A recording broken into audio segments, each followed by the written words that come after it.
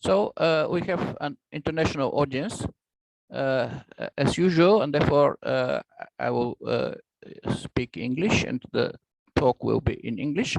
It's my pleasure to announce today's talk, which is to be given by Yana Rumenova.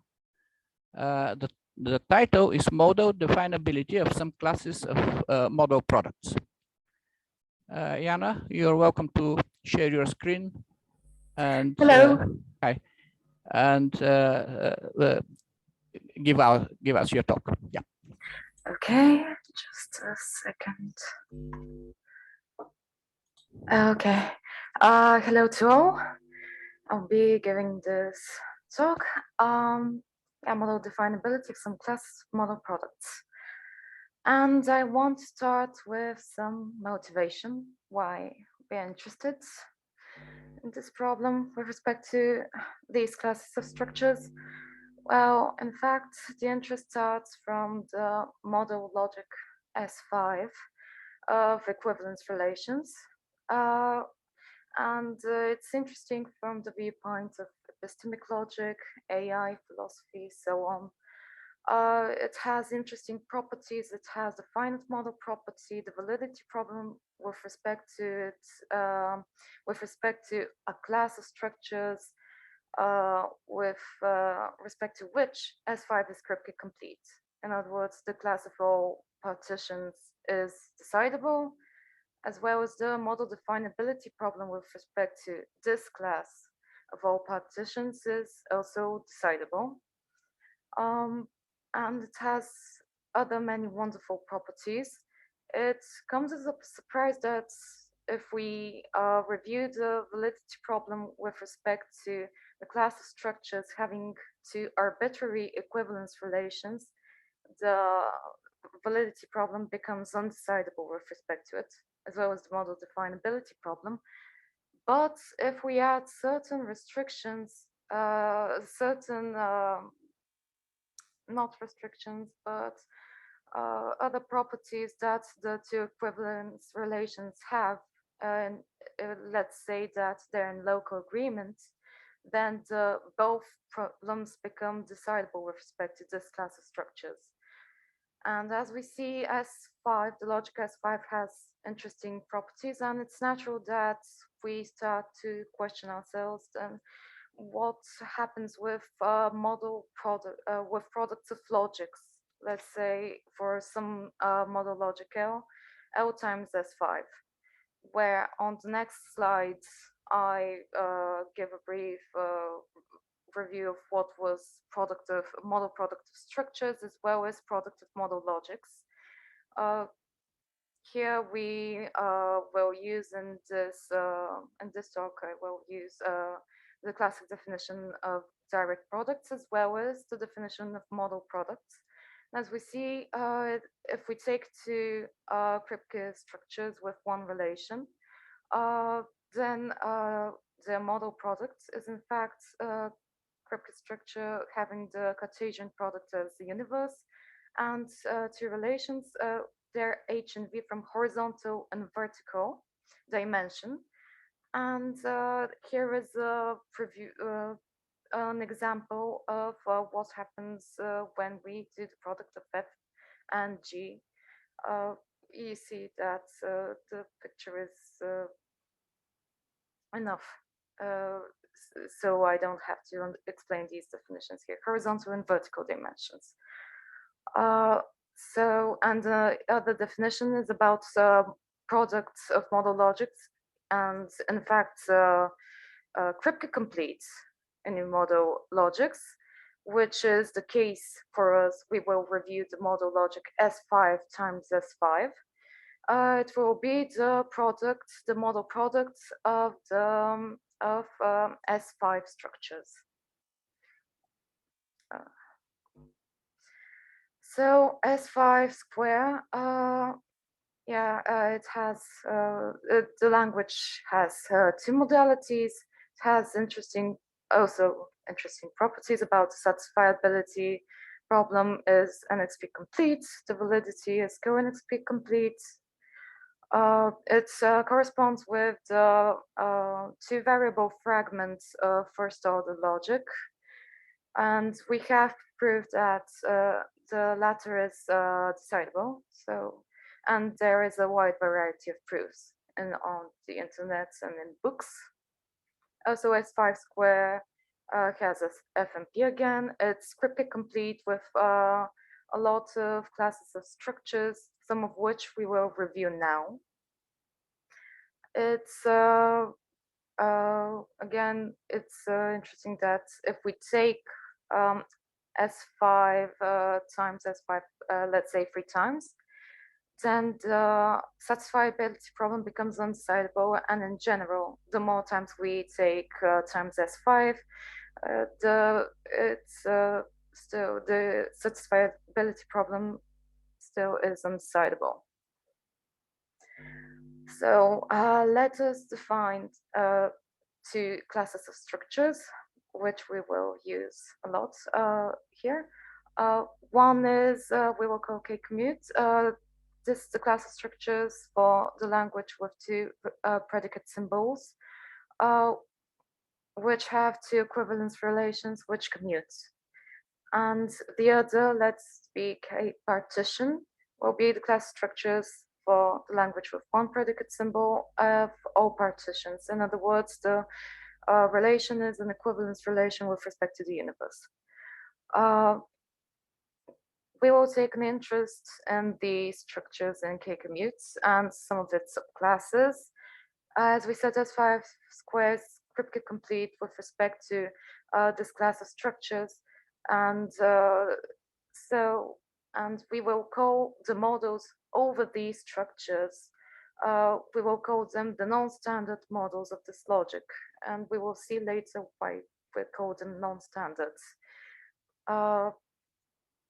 And we will define also two other subclasses of structures for this K-commute, which have a more, let's say, natural model semantics with respect to S5 square. We will call these classes of rectangles and respectively squares. These will be model products. The first is model. We take two structures having equivalence relations on the universe, and we take the model products. That will be the first class, the rectangles, and the second will be the squares. We take one structure which is a partition, and we take the model product with it. S5 squares cryptic complete with respect to these two classes also, and and we will study. Our main goal here will be to study the model definability problem with respect to the rectangles and the squares. But for that, we will also study the model definability problem with respect to the wider class structures, in other words, the non-standard models of this logic. These classes almost, both three of them, almost fit the criteria of being stable classes, which is a notion developed by Tinko, Tinchev and Philippe Balbiani. But they almost fit it. That's why we will call them pre-stable. And by modifying some of the methods for stable classes, and by being pre-stable, we can. That means that we can reduce the problem of deciding the validity of sentences with respect to each of these classes to the model definability problem with respect to the class in question, which is very powerful.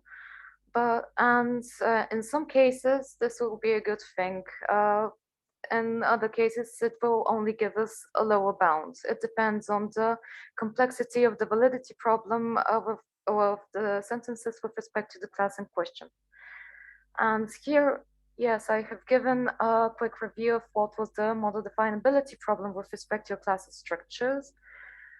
And that is, if we have a class of structures, we say that first order formula defines a model formula A with respect to a class of structures K, or vice versa, A defines phi with respect to the class.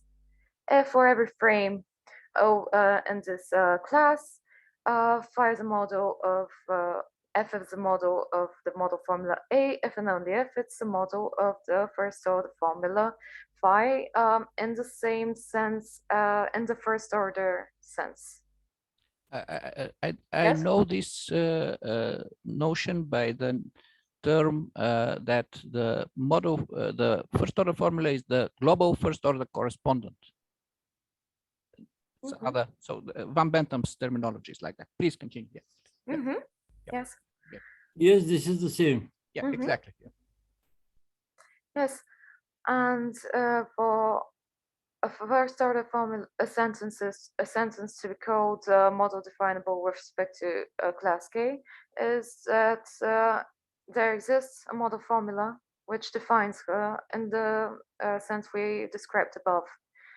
And the model definability problem with respect to the class is whether there is an algorithm which, given a first order sentence, can tell us whether or not it is modally definable with respect to the class K. So we will be interested with solving this problem with respect to these classes. And we will, and that is why we take great interest in the decidability of the first order theories of these classes. And but our hopes for let's say solving the model definability problem with respect to let's call these rectangles, these squares, with these classes by helping ourselves with result of the model definability problem with respect to the non-standard models will be it's in vain, because we will show that the model definability problem with respect to the non-standard models of the logic S5 square is in fact undecidable. And also we will show later, we will talk that the rectangles and squares, the first order theories, are decidable, which alas will only give us a lower bound of the complexity of the model definability problems with respect to these classes. But in future works, we conjectured that in fact the problems with respect to these classes are decidable. As I've written here, we will use various techniques from model theory, finite model theory, and other domains of logic. We will also review some of the some other classes which are restricted variants of the non-standard models. One of them will be called this strange thing where we have R1 to less or equal than n, and we have some strange terminology as matrices, cells, rows, columns, and that is why I would like to first give a more representation of the structures which is more intuitive, and introduce these notions, and afterwards I will go back to the slides so we can review these classes of structures and get know what they mean. So now we'll give a brief description. It is folklore that two equivalence relations commutes if and only if the composition of the equivalence relations is an equivalence relation with respect to the same universe. And let us call for now the equivalence classes with respect to the composition of the equivalence relations to be called clusters, and the equivalence classes with respect to the relations R1 and R2 to be called R1, R2 blocks until I give them better names.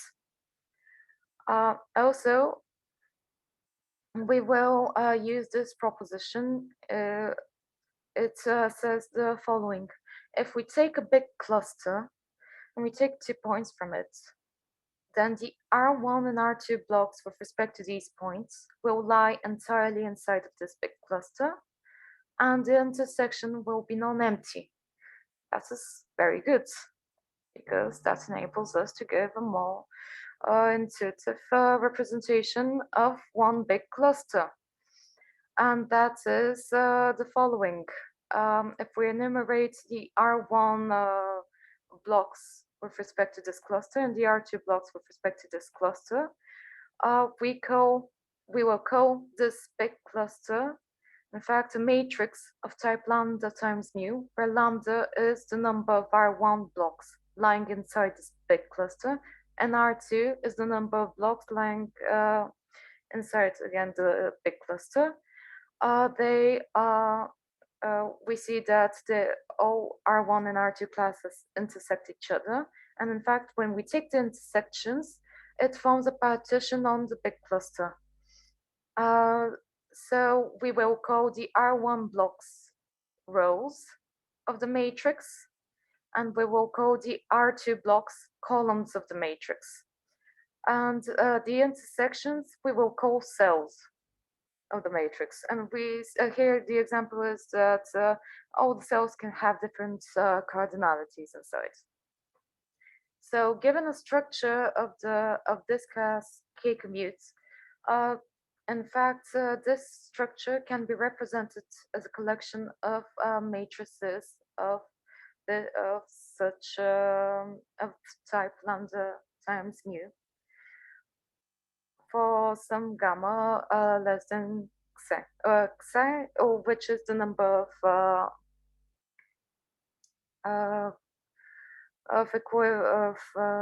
blocks with respect to the composition of the relations. And this is for the non-standard models. We will give also for the standard models. Not standard models, but for the restricted variance. Now that we have a more natural representation for the non-standard models, for the restricted variance of the non-standard models, what it means by R1 to be less or equal than n, that means that every matrix and every matrix of structure from this class, the rows have less or equal than n cells in them. And so for the other variants, when we have R2 less than omega, that means that the columns have a finite number of cells. And for the last class, that means that the rows have less or equal than n cells, and the columns have less or equal than m cells. And we can give a more natural, intuitive representation of structures of the rectangles and squares by reviewing that, in fact, the structures from these classes are models of this first order sentence, saying that, in fact, the cells are of cardinality 1. And so, yes, as I described them above, we can represent them as model products. Later, when we try to solve the decidability problem with respect to the theories, we will try to represent the model product using direct products, and we will show some techniques by which we can do it. So again, when we revisit the motivation slides, here we come to understand why we use this terminology of matrices and rows and so on. And some quick overview, some properties of these classes, the first order theories, because we will be investigating them, so why not take a closer look. They in fact differ.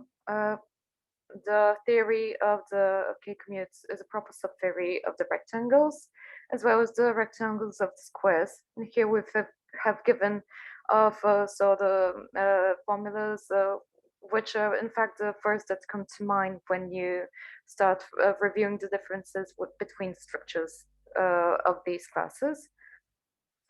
As well as we see that the K-commute, the theory of the non-standard models is again a proper subtheory of this restricted variance when we have less or equal to n cells in a matrix and so on. They're all proper subtheories one another.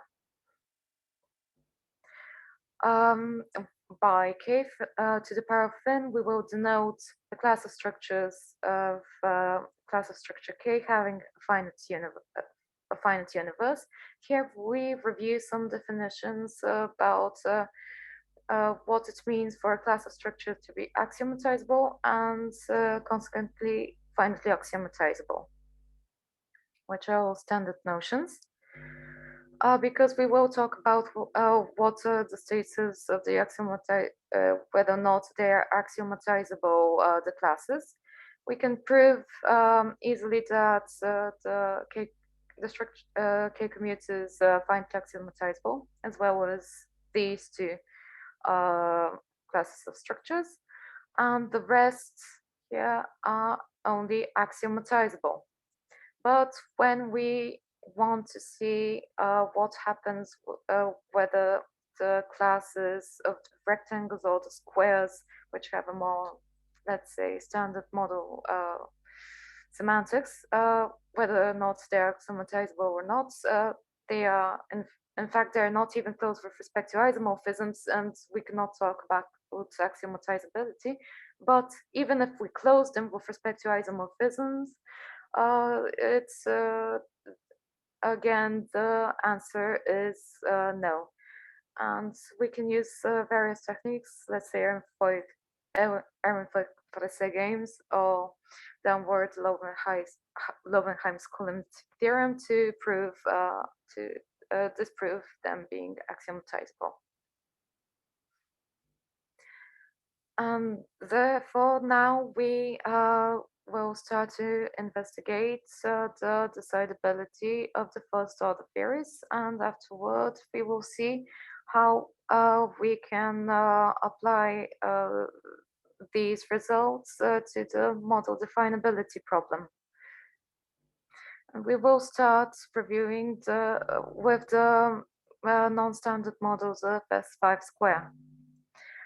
The tools we will need for seeing what's the status of the decidability problem of the first order theory of this class is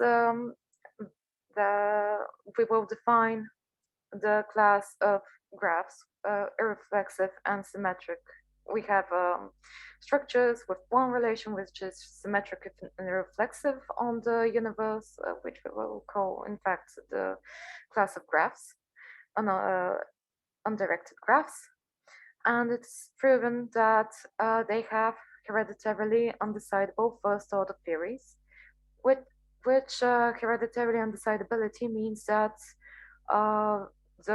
for every subtheory for the same language, this subtheory is in fact undecidable. All the subtheories for the same language are undecidable.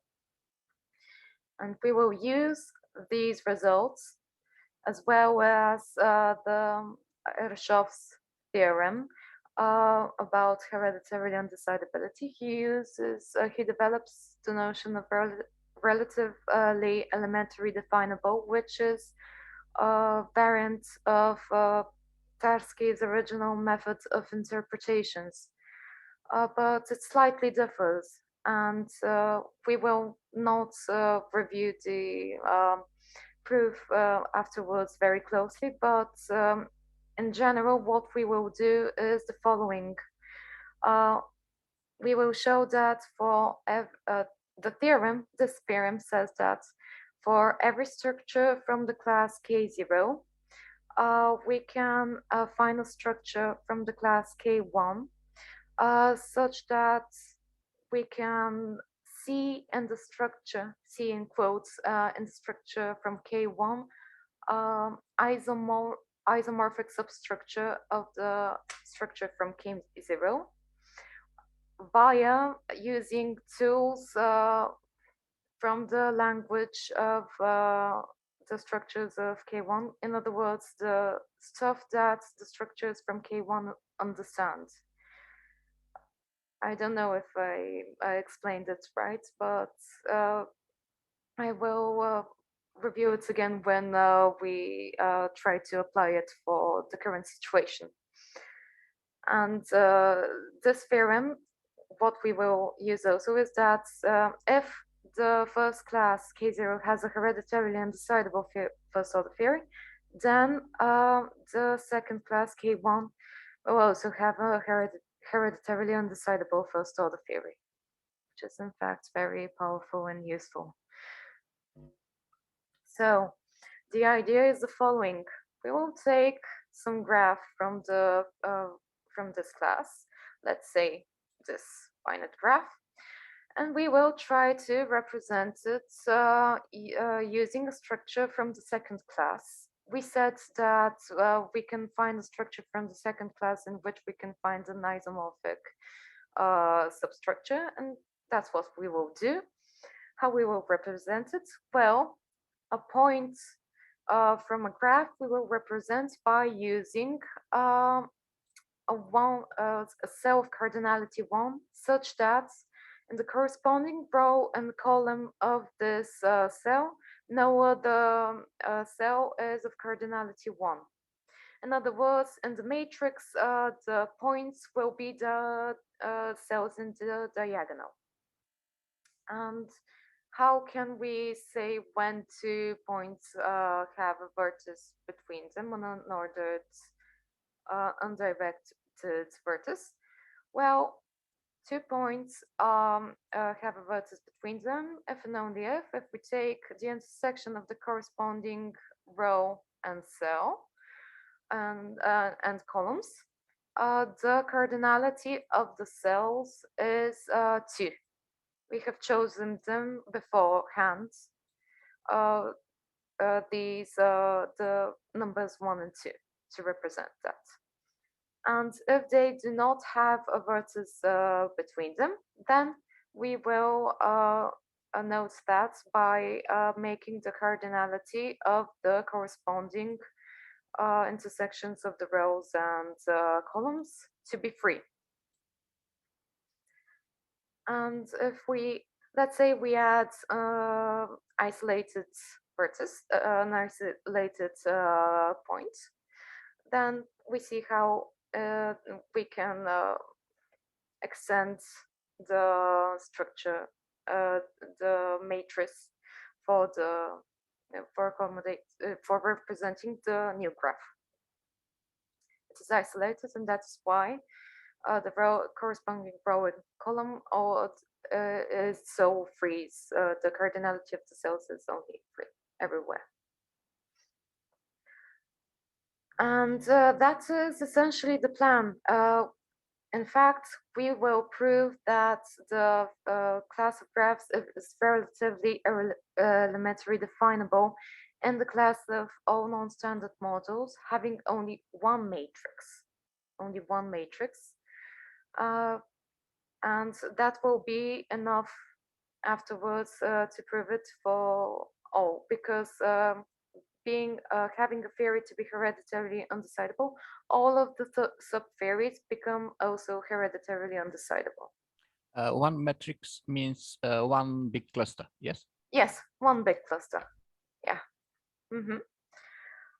So, yes, we will prove this and I will not review the proof here. In fact, on the 8th of February, our paper was published in Logica Universalis, and I will write down the link afterwards, in which anyone who has interest can review the proof of this statement, because I don't have time essentially to review it now.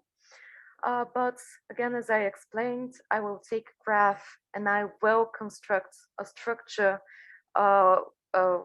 having only one matrix which represents it, And afterward, I will show how we can filter a substructure C of B such that it will not be a substructure, but a structure C from B, such that the original graph and C will be isomorphic.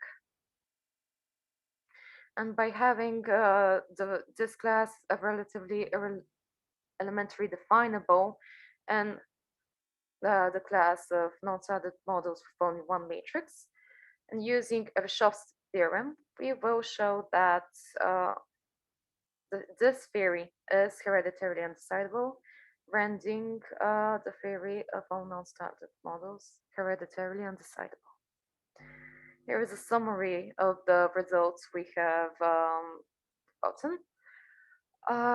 And here is one of the consequences, which is Janicek-Rogers theorem, talking about the first order theory of the class of structures having two predicate symbols interpreted as equivalence relations on the universe, two arbitrary equivalence relations, and essentially that we get that this first order theory is undecidable. And in fact, it's hereditarily undecidable. So that's for the first order theory of the non-standard models. And we will review the model definability problem. We said that this class is pre-stable. So in fact, we can reduce the model, the first order validity problem to the model definability problem. And how can we do that? We will show in short some of the tools we use to show the statement, the reduction, is we use the relativization, first order relativization, as well as Ehrenfeucht-Fraïssé theorem, Ehrenfeucht-Fraïssé games, bounded morphism lemma, so on. These are all notions with which I hope most of you are very familiar, or at least have heard of. If one wants to review what was Ehrenfeucht-Fraïssé games, I have given a few slides here with a brief overview. Some notions we will use also is that of quantify rank of a formula. That is in essence the number of nested quantifiers in a formula. And the k-rank formula is a formula having quantifier rank exactly k. Partial isomorphisms we use for explaining Ehrenfeucht-Fraïssé games. Other notions we use is that of k-elementary structures, which means that we denote it like this. It means that they satisfy the same I-rank for sentences. We say sentences for I from 0 to k, as well as elementary equivalent structures, which means that in fact the first order theories coincide. And here are a few slides of Ehrenfeucht-Fraïssé games if one wants to review something. And the slide with the reduction, that the first order that we can reduce the problem of deciding validity sentences and class k-commutes. This problem is reducible to the model definability problem with this class. And here is the beginning of the proof. The whole proof, as I said, I will post a link, the view-only link for the paper afterwards. But essentially, we reduce the problem to the following. We need to prove the following, that first order formula, first order sentence phi is belongs to the theory, first order theory of k-commutes, if and only if some formula theta, which we have constructed here with some properties, is modally definable with respect to this class, where theta is chosen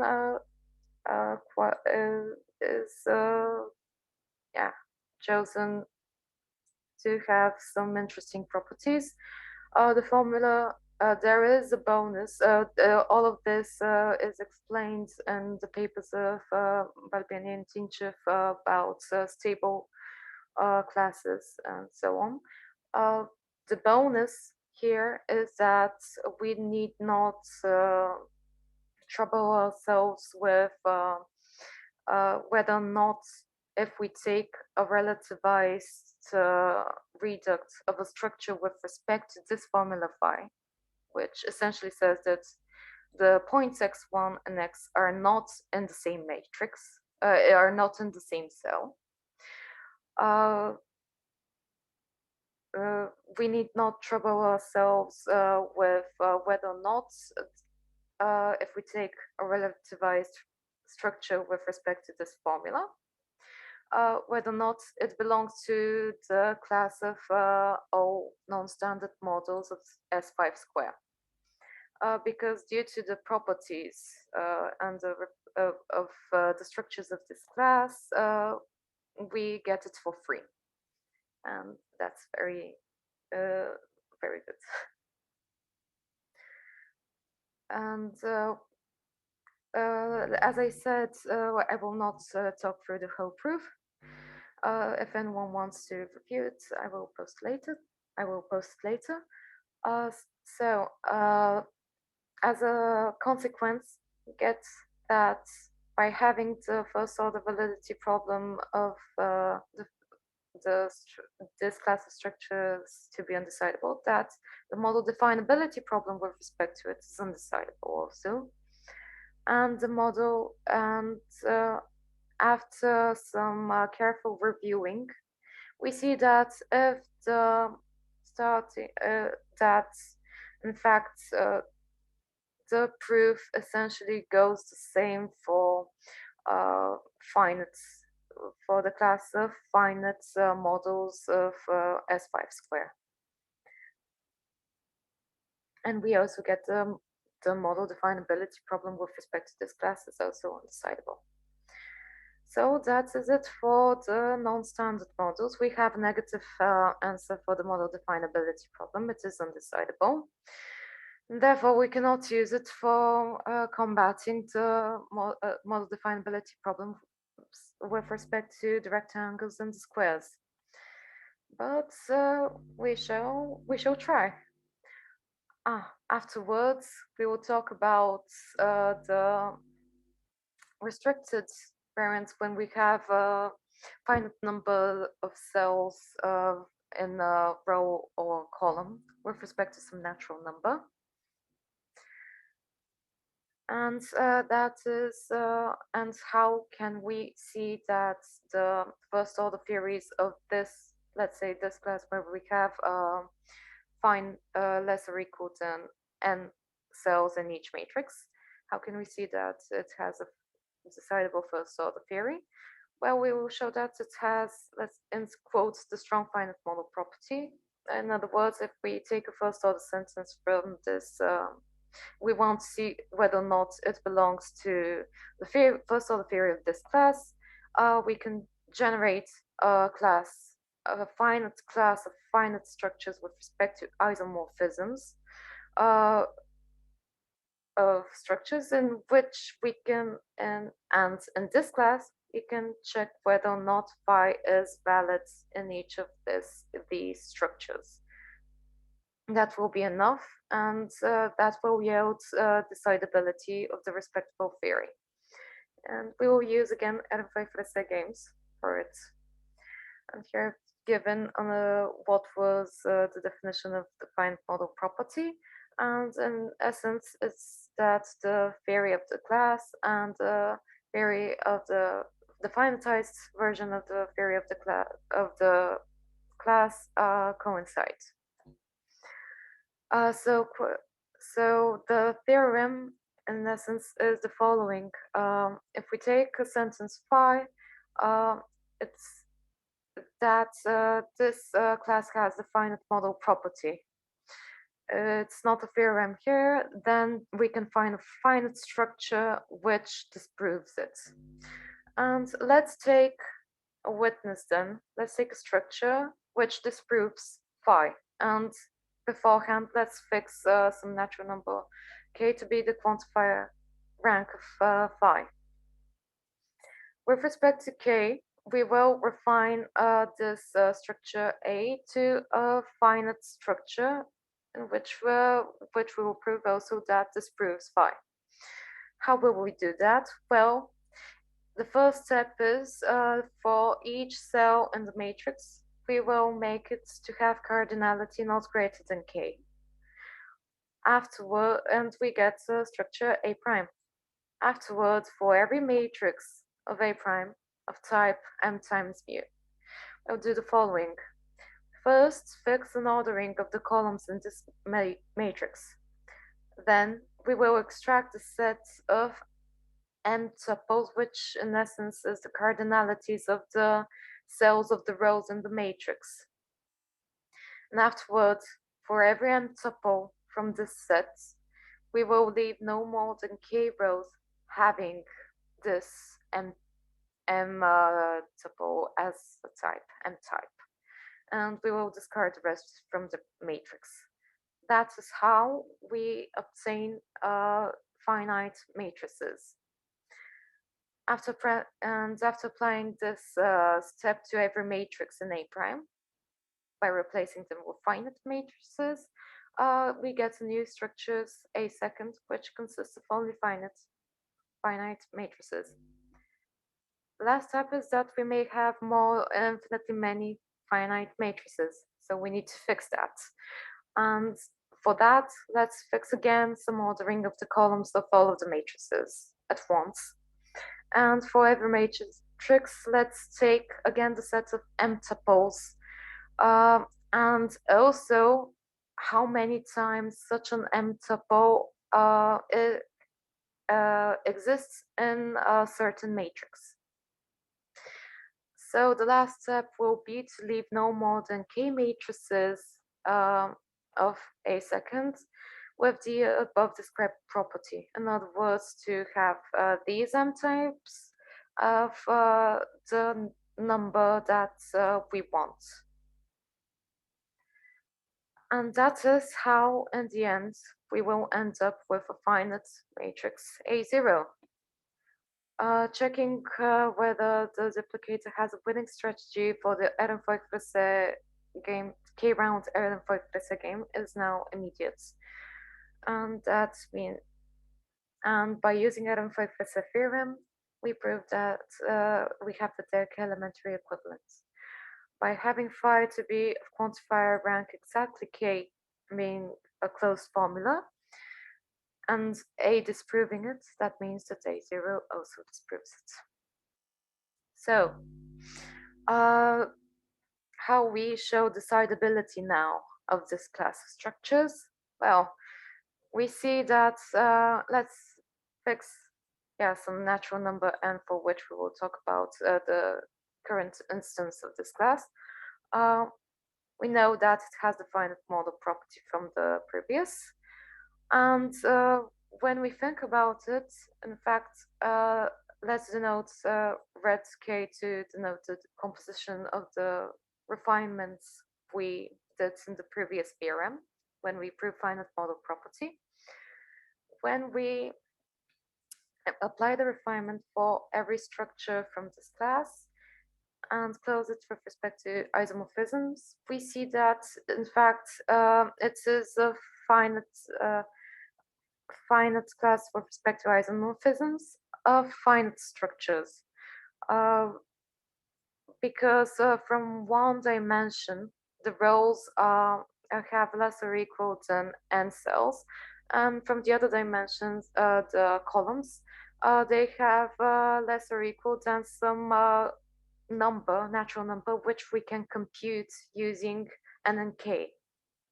So we get that we need only check whether or not sentence phi of quantifier rank k is valid and these structures, which are again a finite class of finite structures. So we have decidability of the first order theory of this class. The same reasoning can be applied for the finitized version of the class, as well as when we have only one matrix, as well as for all the variants here, when we have different restrictions on the columns and rows. So we get decidable first order theories of these classes. What is the status of the model definability problem? Alas, as we said, via they are pre-stable, we can prove that. But via this reduction of the validity problem of the sentences with respect to the classes to the model definability problem with respect to the same classes, we only get a lower bound of the complexity of the model definability problem. At least for now, we cannot truly say, yes, it is decidable. Maybe in time, we will prove it. And now the last thing I will talk about is the first order validity problem with respect to rectangles and the squares, how we can prove it. And afterwards, again, for the model definability problem with respect to them. We will show two methods by which we can prove the decidability of the first order theories of the rectangles and squares. One is using old results from the 50s about decidabilities of generalized products and powers started by Mostowski, continued by Feferman and Vaught. We will also use that the class of all partition has the finite model property. And the other approaches using Ehrenfeucht-Fraïssé games, again, we will use that K partition has the finite model property, and we will use a property of Ehrenfeucht-Fraïssé games with respect to direct products. In both proofs, we will need to render let's say, represent the model product, a model product of two structures via direct products. And now we will show how we solve this. How we solve this? Well, let's take two structures from the class K partitions. No, not let's take two, let's take one. And let's take it for arbitrary because this is a more general construction. We take just a structure for the language having one predicate symbol. We will effectively generate two new expansions of the structure A for the language having two predicate symbols in the following manner.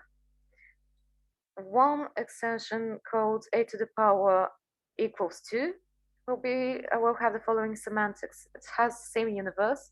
The interpretation of the first predicate symbol will be that of the original relation. And the second, for the interpretation of the second predicate symbol, will be that of formal equality with respect to the individuals of the universe.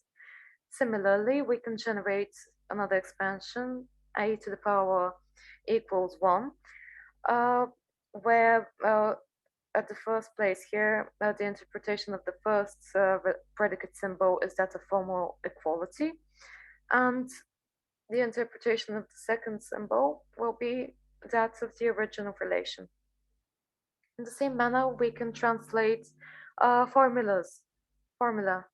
If we take a formula from the language with one predicate symbol, we can effectively generate two new formula for the bigger language with two predicate symbols, where we substitute all occurrences of formal equality here for R2, and all occurrences of R with R1, and so on. And we can do it back. We can do the translation back to get from this language to the one having only one predicate symbol.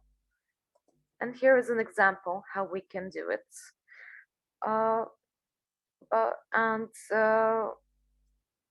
We have the following properties of this translation, that if we want to get from the language with two predicate symbols back to the language with only one predicate symbol, we do not have injectivity because we do not know which formal quality comes from substituting it with R, I respectively. So we do not have injectivity of the translation, but at least every formula from the language with two predicate symbols has a translation. That will be enough. And two work lemmas are the following, that the true value of the formulas stay the same. Nothing new. We cannot prove anything new. And we use them to get the following consequences. That if A has if a structure A has a decidable theory, so do the new expansions, as well as for classes of such structures. As we said, it is necessary. Why are these notions all necessary? Because if we take the direct product of a1 to the power equals 2 times a2 to the power equals 1, and we write down the definition of the direct product, we see that it coincides with the model product, which is what we wanted, because now we can give better descriptions of the rectangles and the squares via direct products. It will be the following. Now, the consequence we use of Mostowski's theorem will be the following, that if two structures for some language have first order decidable theories, then so does their direct product. The theory of the direct product also is decidable. And the same goes for classes of structures, having the classes of structures having decidable first order theories. So do the model product of these classes, direct product of these classes, which is in fact taking taking direct products of the structures from K1 and K2. That is what is this class. So we proved that the new expansions here, these are decidable. We know that K partition, the first order theory is decidable, and so we use the previous consequence that the expansions are decidable. So we get that the rectangles are decidable, and using a similar reasoning, we can prove that the squares also have a first order decidable theory. That is one way to approach the problem. Another way is, again, using Ehrenfeucht-Fraïssé games. We see that the new expansions of a structure A for the language with one predicate symbols, the duplicator has a winning strategy for these boards. It's easy to see this. So we can prove afterwards that these two classes have the finite model property. Now, the lemma we will use is the following. That if the structures A1 and B1 are k-elementary equivalents, as well as the structures A2 and B2, then so are the direct products of these structures. And as we represented before, the structures from K rectangle can be that type, as well as K square. So we get the finite model properties for them. And by using a similar reasoning to that, where we describe the decidability of the restricted variance of the non-standard models, where we reasons that we need only check whether a closed sentence of cardinality K is valid in a finite class with respect to isomorphisms of finite structures. The reasoning here is similar, and that is how we can give another proof that all of these classes have a first order decidable theory. And lastly, about, let's say a few words about the model definability problem with respect to these classes. That is essentially the same situation as in the restricted variations of the non-standard models of the logic S5 square, that the problem of deciding validity with respect to this, let's say the rectangles, is reducible to the model definability problem with respect to the rectangles. The same for the finite versions, which only again gives us a lower bound of the complexity of the model definability problem. And in summary, I've constructed a table of all the classes we've reviewed now, and the status of the first order, the validity problem with respect to the first order theories of these classes. We see here that it's both undecidable, everywhere else it's decidable, and we conjecture that the model definability problem with respect to all of the classes where it's written decidable, the first order theory is decidable, is decidable. And but we hope we will publish it in future works. So here's the bibliography, and that is all from me. Thank you, Yana. And I'm glad you managed within time. I was looking at the clock all the time. So it was, but the talk was packed with content. So we have time for questions and comments. Please ask questions, give your comments now. Yep.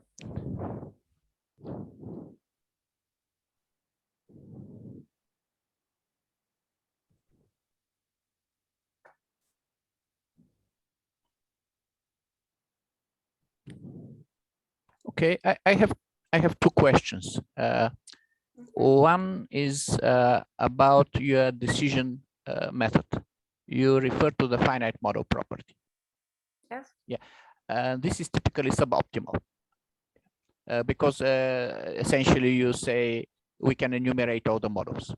Yeah, whereas there should be more efficient methods for solving decidability, like Tableau. Have you looked at anything of that? No, at least for now, no. And this would be more syntactical, so to say. So because all of your work is very model theoretic. Mm-hmm. Yeah. So I wonder if there is any work on these classes. For instance, the one with R1 cells being no more than n of them. So if there is any axiomatization for that? Axiomatization, yeah. There is. So for any particular n, there is an axiom system which is complete for the class of these products where they are up to n cells. Yeah, there is. Yeah, because this is something that might be involved if you try solving decidability by Tableau. Mm-hmm. Yeah. Now the other question is regarding the interpretation of S5 modalities in products. So obviously, if you have the epistemic interpretation in a product, you're looking at two independent knowers. Yeah, because in the product relation, in the product frame, the ability of one knower to tell apart possible roads is absolutely independent from the ability of the other knower. Yeah. Mm-hmm. Now, what is the situation when you have two commuting indiscernibility relations? Excuse me, can you? Well, suppose you have two knowers, and the indiscernibility relations, the equivalence relations, commute. Yeah, this is a class you looked at. So, do you have an idea what this means in terms of in epistemic terms? an epistemic. Sounds to me, it sounds like whatever one knows that the other knows that the first one knows, or something like that. There should be something. Yeah, something like that. Yeah. I'm wondering if this happens in some real life situation. Maybe. Okay, so other questions and comments? I want to make an announcement for the Bulgarians only. So the other people, excuse me.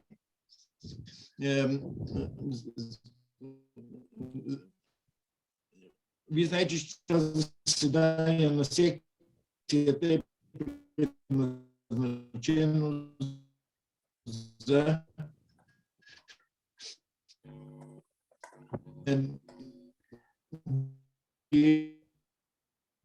Академик Дренски, не ви чуваме добре. Няма да прати в 4.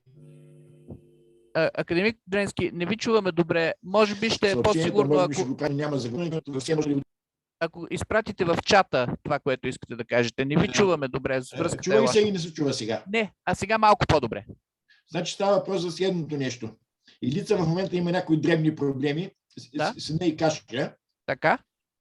Този повод не е ясно, тя ще може да участва в създанието. Да прати съобщението за гласуване. Да. Ами, благодаря за тази информация. Аз ще имам грижата. Ще помоля някой... Аз не чух последното. Какво беше? Секретаря на секцията има затруднения. Да. И бюлетината за гласуване ще бъде пратена малко по-късно. Разбирам. И може да би към 6. Да. Така че тези, които гласуват, нали, ще имат време утре до обяд да гласуват, но няма да могат да почнат, може би в 4 да гласуват, а може би от 6. Разбирам, да. Ами, so maybe we resume in English. I received by chat that somebody wants to ask a question. It's possible. So, Mr. Zhao? Oh no, Mr. Zhao just raised his hand. Mr. Zhao, do you have a question? Yes, so maybe a stupid question. So if we consider not equivalence relation, but KD45 relations, which is almost equivalence relation. So it's like the relation for the belief rather than knowledge. Yep. So could similar techniques be applied? We have not reviewed that yet. Because for KD45, the modal definability problem is decidable. So I'm wondering if for the situation where we have one equivalence relation and one KD45 relation, is gonna have some good properties or not? We have not reviewed that yet, but it's an interesting proposition. Yeah. It's interesting to see that.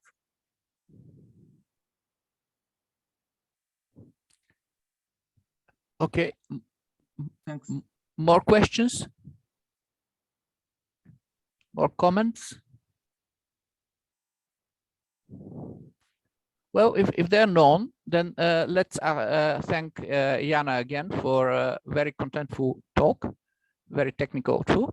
And unlike other times, I will... The next talk. Yeah. The next talk will be on the next Friday, but it will be 4 p.m. Bulgarian time, because it will be given by me.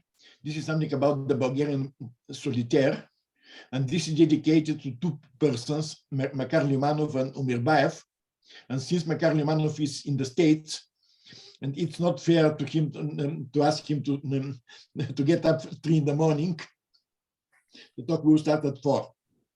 And you get, of course, an information as usual. Okay, so thank you. So unlike other times, I will have to end this meeting immediately because the department is to hold another meeting shortly. So we have to move to that other meeting. Thanks everybody, and thanks Yana once again for her seminar. Thank you for your time. Bye.